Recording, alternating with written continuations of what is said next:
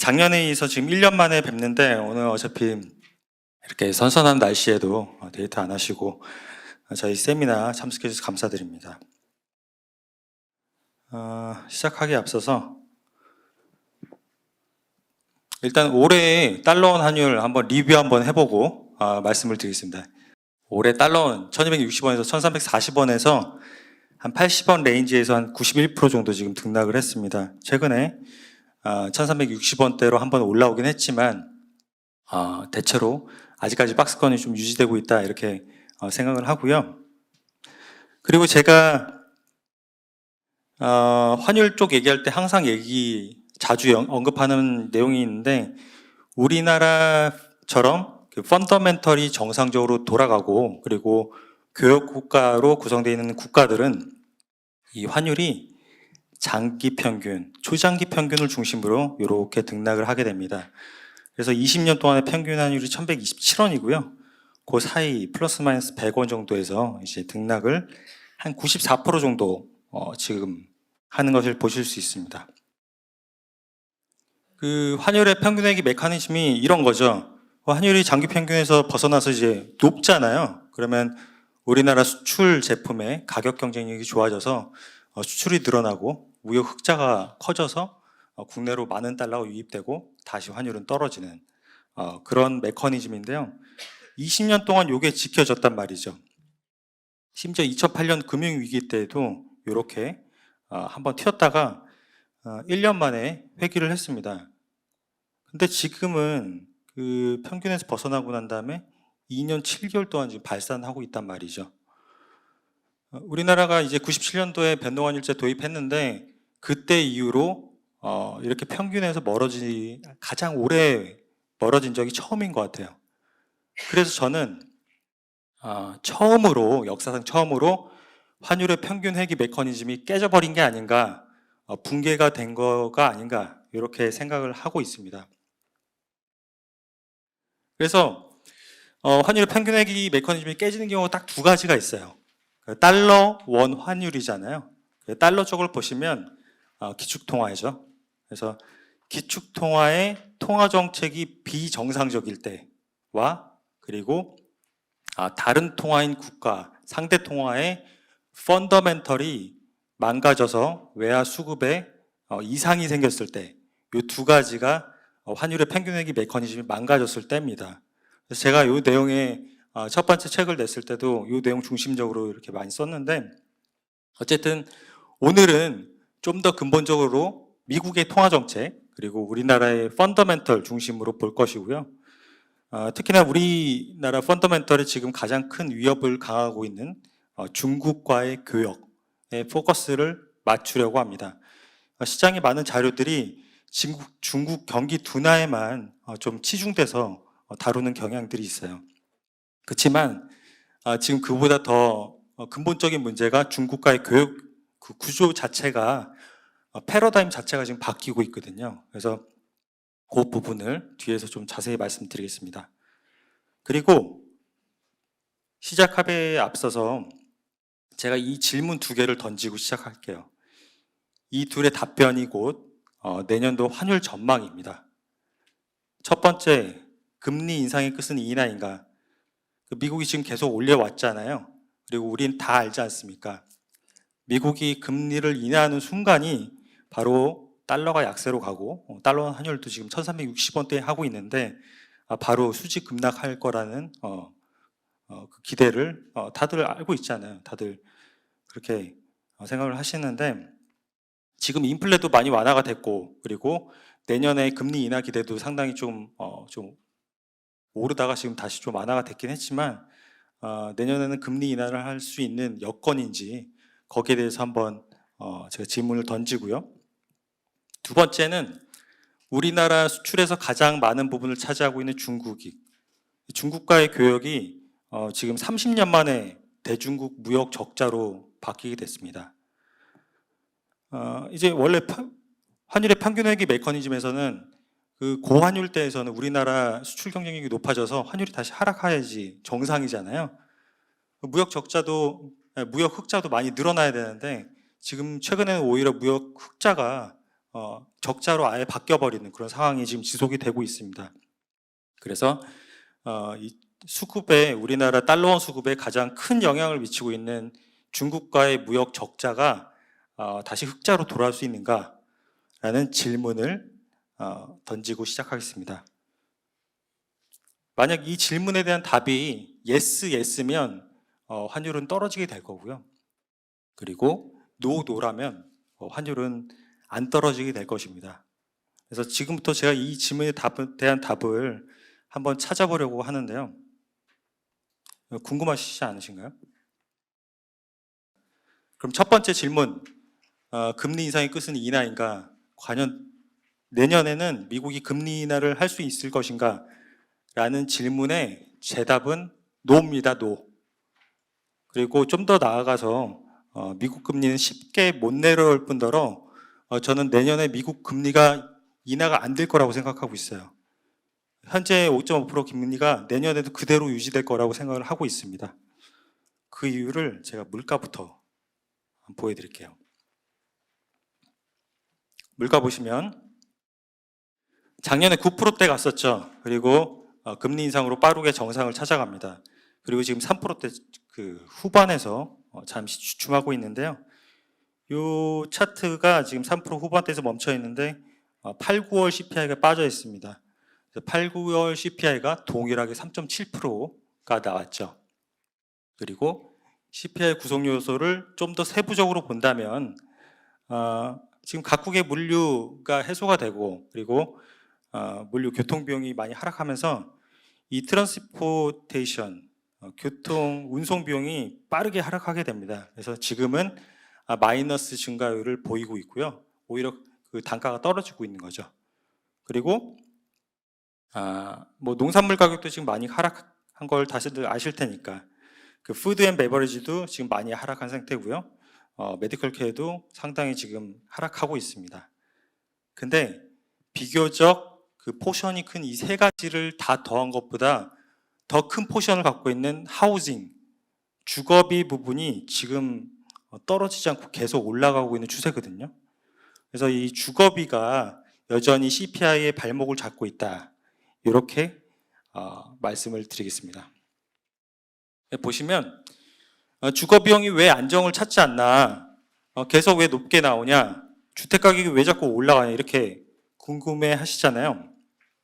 이 지표를 보시면 맨 오른쪽 그 차트에 미국 가계비 비율이 나오는데 이게 주변국들에 비해서 상대적으로 아주 좋습니다. 미국은 2008년도 금융위기에 대해서 트라우마를 갖고 있어요. 그때 금융위기를 야기시켰던 주택버블에 대한 트라우마가 있기 때문에 2008년도 이후에 그 가계부채를 계속 상환하기 시작합니다. 그래서 가계부채가 현재까지 계속 줄어들고 있고요. 반면에 주변국들은 가계부채를 계속 늘립니다. 왜? 금리가 낮으니까, 미국에서 제로 금리를 때려버렸으니까 계속 부채를 늘려서 주택도 사고 소비를 해왔죠. 우리나라는 어떻습니까? 우리나라는 사상 최대치 지금 기록을 하고 있고요. 어쨌든 이 감소한 부채 비율은 소비 심리에 상당히 긍정적인 영향을 미치고 있고요. 그리고 이를 기반으로 미국의 주택 가격도 계속 상승하는 추세다. 이렇게 보시면 될 것 같습니다. 그리고 거래량도 계속 증가하는 모습을 볼 수가 있고요. 이 두 번째는 주택 가격이 근원 CPI에서 그 차지하는 비중을 얘기를 하는데요. 10월달 근원 CPI가 4.1% 나왔거든요. 근데 요 절반 정도가 이 주거비 상승에 기인한 겁니다. 그래서 주택 가격 상승은 주거비로 바로 연결이 되기 때문에 상당 기간 앞으로도 물가에 영향을 줄 수 있고, 이게 주택 가격이 꺾이지 않는 이상 CPI는 제 생각에는 3%에서 잘 내려오지 않을 것 같습니다. 또 하나 그 물가가 빠지지 않는 이유가 이 임금 상승률 때문이에요. 지금 현재 미국 고용지표 대다수가 금융위기, 2008년 금융위기 이후에 지금 가장 좋은 수준입니다. 10월달 그 실업률이 지금 3.8% 나왔는데요. 미국에서 실업률 3%대는 거의 완전 고용으로 지금 평가되고 있고, 과거 10년을 봤을 때도 그 구인 건수, 농업을 제외한 다른 산업의 구인 건수가 코로나 이후에 폭발적으로 지금 는 것을 보실 수가 있고요. 갈색표입니다. 최근에 좀 줄어들긴 했지만 어쨌든 과거 10년에 비해서는 상당히 구인 건수가 지금 늘었다, 이렇게 보실 수가 있습니다. 미국의 리쇼어링 아시잖아요. 공급망 장애로 전 세계가 물류 대란을 겪으니까 미국에서 전 세계에 있는 생산 공장들을 미국에 다시 불러들이자. 그래서 리쇼어링 그 제조 공장들이 지금 미국에 계속 몰려들고 있지 않습니까? 그래서 일자리가 계속적으로 늘어나는 모습을 코로나 기간 동안 보였고요. 그리고 이때 이제 그 일자리가 너무 많으니까 실업수당 청구 건수도 거의 바닥을 기고 있습니다. 특히나 이제 그 시간당 평균 임금 상승률이 지금 4% 초반대 하고 있는데요. 이게 이제 코로나 양적 완화 이후에 평균 5% 수준으로 계속적으로 지금 유지가 되고 있거든요. 그래서 코로나 4년 동안 대략 한 20%가 넘는 임금 상승이 지금 이어졌습니다. 그래서 제가 기억하신 분도 계시겠지만 작년 세미나 때 말씀을 드렸거든요.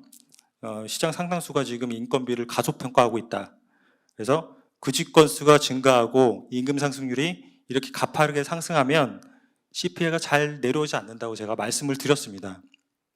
그래서 작년 그 이맘때 세미나 할 때 미국 기준금리가 3.25%였거든요. 그때 저는 그 시장에서는 2023년 올해 말에 4.75%를 예상을 했고요, 평균. 그리고 저는 이거보다는 최소 50bp 이상 높을 거다. 5% 초중반대까지 미국 금리가 갈 거라고 말씀을 드렸습니다. 제가 맞았죠? 잘했나요? 네. 저는 진심으로 제가 틀리길 바랬어요. 진심으로 제가 틀리길 바랬습니다. 4.75% 멈출 줄 알았어요. 멈추길 바랬습니다. 왜 그랬을까요? 제가 좀 대출이 많거든요. 네, 그래서 설마 제가 글로벌 경제 때문에 그렇게 생각을 했겠습니까? 그래서 대출이 저도 제 인생에서 최대치에 있기 때문에 어쨌든 금리가 오르지 않기를 바랬습니다. 여기 계신 표정들 보니까 갑자기 어두워지시는데,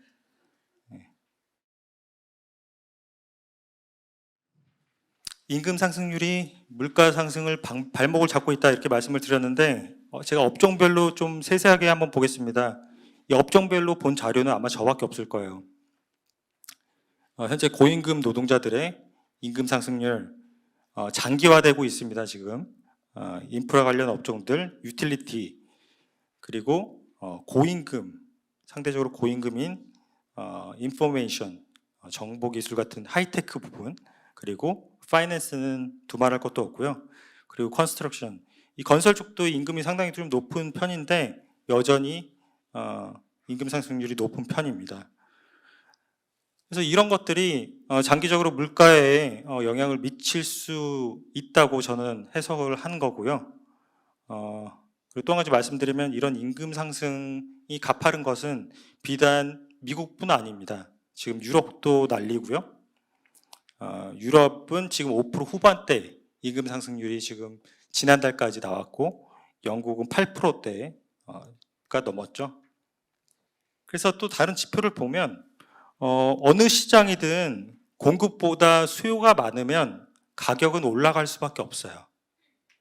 구직자 한 명당 일자리 수가 지금 2개에서 지금 한 1.5개 정도 나오고 있거든요. 이번 달 조금 올랐죠. 작년 내내 실업자 한 명당 일자리 수가 2개 수준을 계속 유지를 했습니다. 근데 노동 공급은 완전 고용 수준에서는 노동 공급이 상당히 비탄력적이잖아요. 노동 공급을 하려면 일자리를 그만둘 수밖에 없습니다. 근데 일자리가 리쇼어링으로 해서 계속 늘어나니까 임금 상승률이 계속 높아질 수밖에 없는 거죠. 그래서 저는 지금 임금 상승률 4% 전후대에서 내년에도 계속적으로 물가의 부담으로 작용할 수 있을 것이다, 이렇게 말씀을 드리겠습니다. 네, 다음 앞서서 제가 주택 가격 그리고 임금 상승률 압박 때문에 물가가 상당히 부담으로 내년에도 작용할 걸 말씀드렸는데, 만약에 인플레가 1%로 내려온다면 어떨까요? 충분히 안정을 찾아서 지금은 인플레가 안정적이다, 이렇게 하면 연준에서 금리 인하를 할 수 있을까요? 근데 그럼에도 불구하고 연준이 금리를 인하하기 아주 어려운 이유가 있습니다. 아까 이준수 소장님이 말씀하셨듯이 이 코로나 때 풀어놨던 양적 완화가 아직까지 그냥 고금리에 묶여 있어요. 페드가 통화를 발행해서 이 국채를 매입하면서 시장의 유동성을 엄청나게 풀었지 않습니까? 근데 그 유동성이 지금 소각을 해야 되는데 지금 금융권에 중앙은행에 지금 금리로 묶어놨단 말이죠. 그래서 금융위기 때는 거의 한 5년에 걸쳐서 3.4조 풀었는데 이제 코로나 때는 무제한 양적 완화 시행을 하고 2년 만에 한 4.6조 더 넘게 더 많은 돈을 풀었단 말이죠. 근데 이게 지금 그 금리로 묶여 있거든요. 근데 금리를 조금만 내려도 이 유동성이 빠른 속도로 시중에 유입이 될 겁니다. 옛날에 유동성이 페드의 자산이 적을 때보다 지금 금리에 대한 유동성의 민감도가 엄청 높아진 거예요. 그래서 연준은 작년 6월부터 이렇게 QT를 시작하면서 유동성을 소각을 조금씩 하고 있습니다. 근데 이게 제가 그 연준 자산 스케줄을 다 보고 다 뒤져봤더니 예정대로 안 돼요. 작년 6월 달부터 시작했는데 지금 16개월 지났잖아요. 그래서 월 950억 불씩 줄인다고 했는데 950억 불 곱하기 16 해보면 1.5조가 지금 줄어야 되는데 실제로 페드 자산을 제가 보니까 1조밖에 안 줄었습니다. 잘 줄다가 한번 튀었는데 그 실리콘밸리 은행 때 오히려 페드가 자산을 매입했습니다. 자산을 소각하다가 오히려 시중의 유동성을 풀어버리는 그런 상황이 되고 있는 거죠. 그래서 연준의 계획대로 QT가 지금 잘 감소되고 있는 상황 말씀을 드리고요. 조금 자세히 한번 말씀드리면 연준이 하고 있는 QT는 지금 방법이 만기가 돌아오는 국채, 월마다 돌아오는 만기가 돌아오는 국채를 연장하지 않고 그냥 상환하고 회수되는 원금을 태워버리는, 소각하는 그런 방식을 쓰고 있거든요. 그럼 여기서 궁금증이, 예전에 양처환할 때는 화폐를 풀어갖고 돈을 찍어내갖고 국채를 샀지 않습니까? 그럼 국채를 다시 시장에 팔면 되지 않느냐, 이렇게 생각하실 수도 있잖아요. 빠르게 샀으니 그거를 빠르게 다시 팔면 유동성이 다시 소각되는 게 아닌가, 이렇게 생각하실 수도 있는데 이게 시장 구조상 불가능합니다. 아예 될 수가 없어요. 그 이유가 미국 국채가 거래되는 시장이 있는데 거기서 소화할 수 있는 국채량이 있는데 연준이 가진 국채량이 너무너무 어마하게 압도적으로 많습니다. 그래서 그 국채를 매도하면 공급이 너무 많아서 국채 가격이 폭락하게 돼요. 그리고 가장 큰 손이 판다라는 소문이 들리면 시장 참가자들이 가격 빠질 거 아니까 너도 나도 팔게 되겠죠. 그러면 국채 시장에 패닉이 옵니다. 그렇기 때문에 팔지 못하는 거고요. 그리고 전 세계에서 미국채를 지금 가장 많이 보유하고 있는 일본과 중국이 수십 년 동안 미국채를 쌓아놓은 게 각 1조 달러씩입니다. 근데 양적 완화를 4.5조 정도 해버렸어요. 4.3조 정도. 그래서 그 채권, 전 세계의 빅플레이어들이 갖고 있는 게 1조 달러인데 그거마저 아주 조금씩 거래를 하고 있는데 연준이 유동성을 줄이기 위해서 0.5조 판다, 이렇게 돼버리면 시장이 완전 맛이 가버리게 되는 겁니다. 그래서 그 시장의 충격이 워낙 크기 때문에 연준은 지금 채권을 매도할 수 없는 거고요.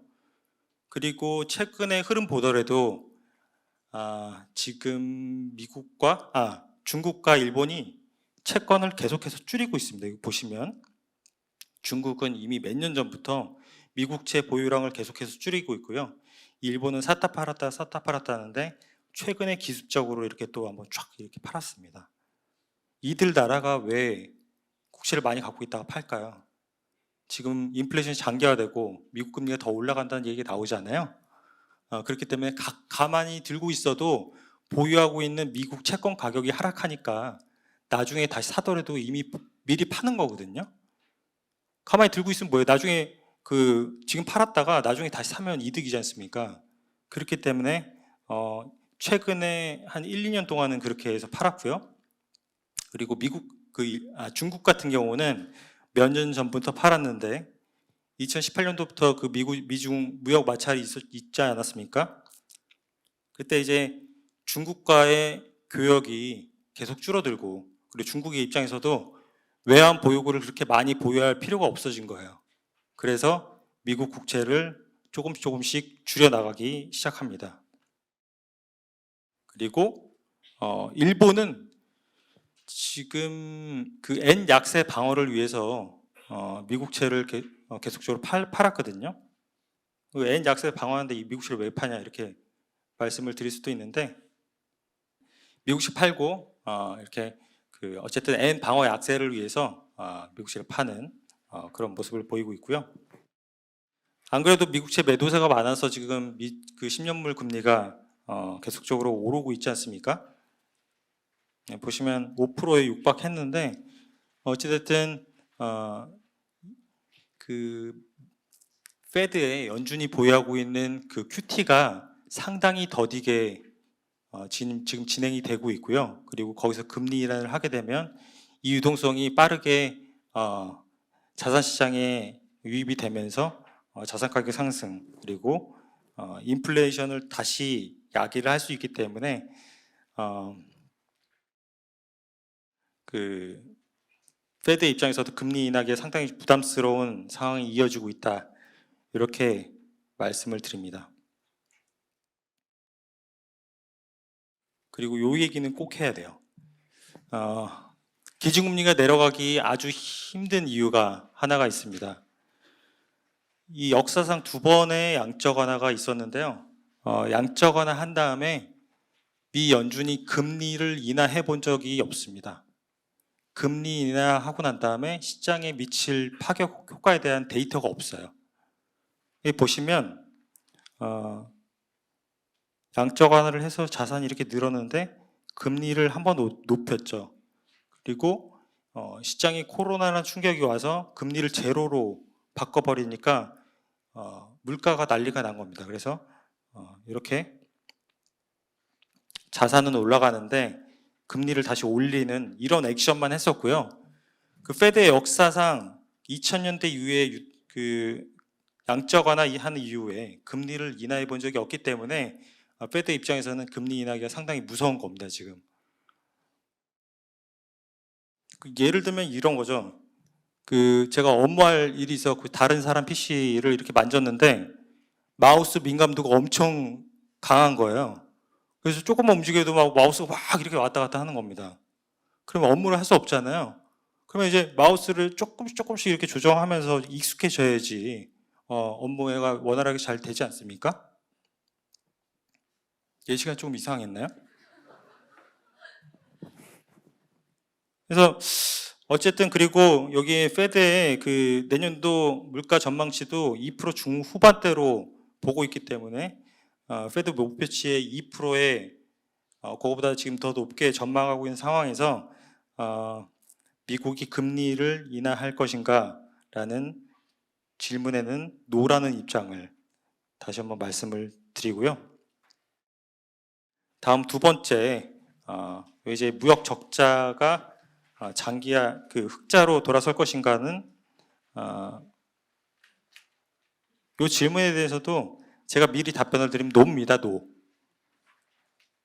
그래서 작년에 그 14년 만에 무역 적자가 472억 불이 났습니다. 그리고 이제 그 환율의 평균액이 메커니즘 깨져버렸다고 말씀드렸잖아요. 그래서 저는 우리나라의 펀더멘털이 이미 망가졌다고 생각하는 사람이에요. 보시면 92년도에 한중 수교가 된 다음에 30년 동안 그 중국으로부터의 교역은 무조건 무역 흑자였어요. 한 차례도 빠짐없이 계속적으로 돈 버는 국가가 중국이었죠. 근데 2027년 작년 7월 달에 30년 만에 중국이 무역 적자로 돌아서게 됩니다. 그래서 한국은행을 비롯한 각종 그 기관에서는 일시적이다, 4분기 때는 흑자로 돌아올 것이다라고 말씀을 드렸지만 그게 올해 2분기까지 계속적으로 적자로 지금 진행이 되고 있고요. 그리고 작년 10월 달에 제가 세미나 할 때도 좀 심상치가 않다고 이렇게 말씀을 드렸던 적이 있습니다. 이 교육 비중을 보면 3년 전에 비해서 그 3년 전에는 중국 수출이 한 26% 했고요. 그리고 미국이 14%로 중국이 한 2배 정도 많았거든요. 이게 3년이 지나고 거의 비슷해집니다. 거의 비슷해지는데 일부 기관에서 그리고 일부 언론에서는 중국에게 일방적으로 쏠렸던 무역 구조가 지금 해소가 되고 있다. 수출 다변화를 위한 한국의 노력이 이제 빛을 발하고 있다. 이렇게 얘기를 하는데 이거는 그냥 중국이 우리나라로부터 수입을 일방적으로 줄인 것밖에 안 돼요. 이거 우리의 의지가 아닙니다. 우리는 노력한 게 없고요. 그냥 중국이 작년만 보더라도 우리나라로부터의 수입을 일방적으로 줄이면서 이렇게 교역 비중이 평탄화된 거죠. 문제는 이런 추세가 장기화될 거라는 제 결론입니다. 왜냐하면 2018년도에 미중 무역 그 분쟁이 시작되고 그리고 코로나 지나면서 여기 보시면 동맹국들 대만 그리고 한국, 미국의 교역 수입이 중국의 수입이 다 줄어요. 이런 나라들의 수입이 주는 대신에 아세안 국가로의 수입과 수출이 아주 급격하게 늘어납니다. 이 말은 중국이 한국과 대만을 빼고 동남아시아를 경제 파트너로 지금 편입했다는 얘기거든요.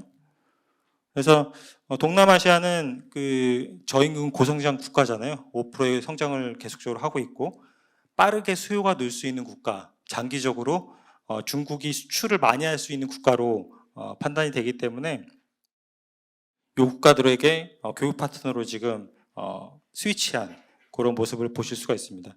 그리고 수출 품목 보면 우리나라랑 상당히 전력적으로 이제 우리나라 수출품이랑 상당히 많이 겹치고요. 그럼 어느 섹터에서 어느 정도 감소되는지 보면 대부분의 섹터에서 다 줄었어요. 우리나라가 중국에 의존하는 수출에 의존하는 여러 가지 첨단 하이테크 기기들 이런 게 3년 동안에 대글로벌 전 세계보다 중국으로의 수출이 더 많이 줄었습니다. 정리해 보면 우리나라 무역 적자 같잖아요. 중국 때문이라는 그 결론이 나오거든요. 그러면서 2년 10개월 동안 30조가에 달하는 우리나라 기업들의 실적 부진에 주식 자금들이 빠져나가면서 환율을 상승을 끌어당겼다. 이렇게 보시면 되겠습니다. 이게 가능한 게 중국이 시진핑 집권한 다음에 제조업을 아주 전략적으로 육성을 합니다. 뭐 제도개혁이라든지 세제, 그리고 금융 지원이라든지 인재 육성 등 체계적으로 지원을 하면서 그 대표적인 게 중국 제조 2025년 목표거든요. 그래서 이게 체계적으로 2016년도 거의 10년 전부터 진행이 돼 왔고 그 결과 불과 5년 만에 17년이잖아요. 그리고 5년 만에 대부분의 하이테크 부분 우리나라 주력 수출품에서 기술 교육 경쟁력을 지금 잃어가는 것을 보실 수 있죠. 지금 아직 반도체나 석유화학 부분은 괜찮은데 이것도 몇 년 안에 바뀔 수 있습니다. 그래서 저는 지금이야말로 외교적인 노력이 필요하다고 생각을 합니다. 그래서 어쨌든 이런 점을 봤을 때는 앞으로도 무역 적자는 계속될 수 있다. 이런 결론을 갖고 있고요. 중국 경제가 안 좋은 점도 다들 아시잖아요. 부동산발 그 경기 침체. 거기에 따라서 중국의 총수요가 줄어들고 우리나라의 수출 니즈가 많이 떨어진 그런 상황도 우리나라 교육에 적자로 계속 압력을 넣을 것이다 라는 게 저의 두 번째 결론이고요. 정리 한번 해보겠습니다. 미국 물가에서 가장 큰 비중을 차지하는 주거비가 지금 여전히 높은 상황이고 임금 상승률이 4%대 지금 계속될 거라고 예상을 하고요. 그리고 인플레이션 소용돌이 때문에 현재 인플레 3.7%인데 내년 상반기 평균 3% 초중반 예상을 하고요. 그리고 하반기 때는 2% 후반대 예상을 합니다. 그래서 내년에 연내 미국 금리 인하는 없을 전망입니다. 그리고 기본적으로 양적 완화 유동성이 지금 흡수가 되지 않았기 때문에 페드의 금리 인하도 좀 힘들 것으로 보여지고요. 다만 이제 하반기에는 제가 그 CPI가 2% 진입을 예상을 하기 때문에 2%에 진입했다는 사실만으로 글로벌 달러는 좀 약세로 갈 거라고 보고 있습니다. 그래서 내년도 달러화는 글로벌 달러는 상고하저 흐름을 예상을 하고 있습니다. 그리고 중국 쪽 무역 적자 흐름은 충분히 말씀드렸고요. 다만 이제 그 수출이 줄지만 수입도 지금 같이 줄고 있거든요. 그래서 불황형 무역 흑자가 간헐적으로 나오고 있고, 그리고 경상수지는 지금 조금 계속 좀 흑자 기조를 좀 유지해가고 있거든요. 그렇기 때문에 달러 수급이 많이 부족해서 그 환율이 더 추가적으로 오르는 데는 좀 보수적입니다. 그래서 환율은 현 수준에서 좀 유지되는 쪽으로 말씀을 드리고요. 마지막으로 통화배수 전망 수치 말씀드리면서 마무리할 건데요. 그 전에 오늘 말씀드리지 못한 그 유로존과 일본 쪽 얘기를 잠깐 말씀드리겠습니다.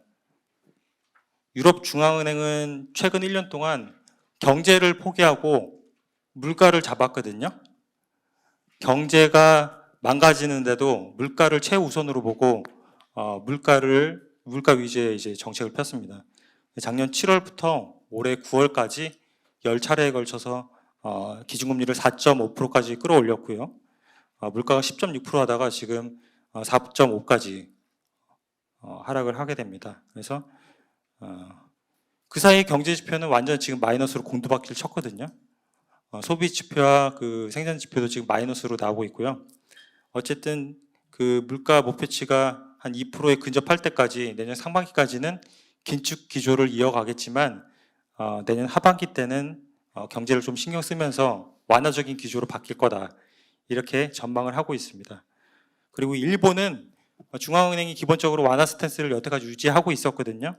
근데 엔화가 계속 약세로 가니까 엔화가 수입 물가 부담으로 작용하면서 그 CPI가 올라가 버립니다. 소비자 물가가 올라가니까 엔화의 약세를 좀 제한하는 그런 모습을 계속 보이고 있었습니다. 그래서 내년에는 150엔대 정도에서 막힐 거라고 보고 있습니다. 수치 말씀드리면요, 달러는 현재 수준 1350원 정도 유지할 거라고 보고 있고, 하반기 때는 글로벌 달러 상고하저 흐름에 연동이 되면서 1310원 정도에서 마무리될 거라고 보고 있습니다.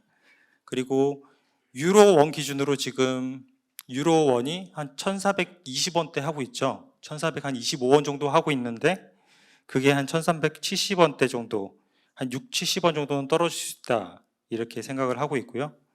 엔화는 150원대 방어 의지 계속 반영하면서 현재 환율 수준 유지하는 걸로 보고 있습니다. 그리고 한국보다는 중국이 조금 더 펀더멘털이 좋기 때문에 어쨌든 그 위안화는 현재 환율보다 조금 높게 이렇게 전망을 하고 있습니다. 그리고 추가로 오늘 운용사분들이 많이 오셨는데 스왑 포인트 짧게 말씀드리겠습니다. 스왑 포인트는 달러 쪽은 내년 1분기 상반기까지 현재 기준 한 2% 초반대 그 스왑 디스카운트 되잖아요. 그게 계속적으로 유지될 거라고 보고 있고요. 그리고 하반기로 갈수록 조금 개선이 될 거라고 보고 있습니다. 그리고 유로 쪽은 아까 말씀드렸듯이 하반기 때 조금 완화 기조로 바뀌면서 스왑 포인트 쪽에서는 상당한 개선이 있을 거라고 생각을 하고요. 그리고 단기 쪽보다는 2년, 3년짜리 기준으로 전부 다 플러스로 전환이 되면서 스왑 프리미엄이 플러스로 전환되시는 것을 보실 수 있을 것이다, 이렇게 말씀을 드리겠습니다. 오늘 제가 두 가지 퀘스천을 했죠. 거기에 제가 논어로 답변을 드렸는데 제 예상대로 내년에도 고환율 그리고 고금리가 지속이 되더라도 저희 농협은행과 함께 잘 헤쳐나가셨으면 좋겠습니다. 긴 시간 감사드리고요. 오늘 여기서 마무리하도록 하겠습니다. 고맙습니다. 고맙습니다.